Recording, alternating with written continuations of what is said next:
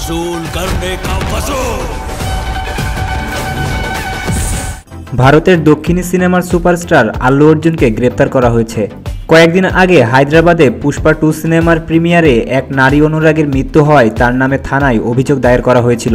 এই মামলায় এবার আল্লু অর্জুনকে গ্রেপ্তার করেছে পুলিশ। আজ 13 ডিসেম্বর এ খবর প্রকাশ্যে আসতেই ভারতের শোবিজে তোলপাড় শুরু হয়েছে। চলতি মাসের 4 তারিখ হায়দ্রাবাদের সন্ধ্যা থিয়েটারে পুষ্পা 2 প্রিমিয়ারে আল্লু অর্জুনকে দেখতে গিয়ে পদপিষ্ট হয়ে মৃত্যু হয় এক নারী ভক্তের।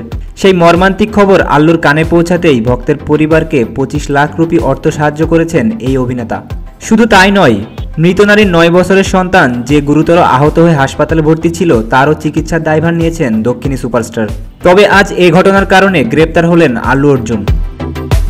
দক্ষিণী সুপারস্টার গ্রেপ্তার হওয়ার পর হায়দ্রাবাদের পুলিশ কমিশনার জানিয়েছেন, তদন্ত চলছে, সংশ্লিষ্ট ঘটনার সঙ্গে যুক্ত সকলের বিরুদ্ধেই কড়া পদক্ষেপ নেওয়া হবে।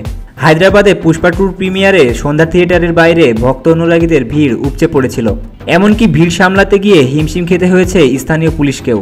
পরিস্থিতি সবচেয়ে বিশৃঙ্খল হয়ে পড়ে যখন থিয়েটারে প্রবেশ করেন দক্ষিণী তারকা আল্লু অর্জুন। তাকে সামনে থেকে দেখতে গিয়েই অনুরাগীদের মধ্যে প্রবল উত্তেজনা শুরু হয়।